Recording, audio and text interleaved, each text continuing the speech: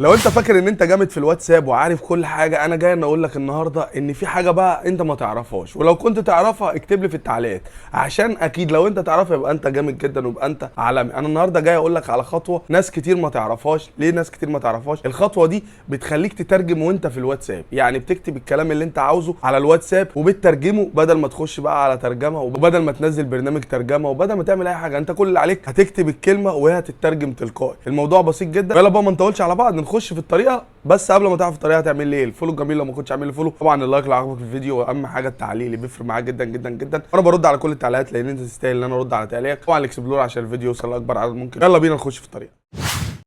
ندخل على الواتساب ونخش بقى نيجي نبعت رساله لاي حد. اكتب اي حاجه بقى في الرساله.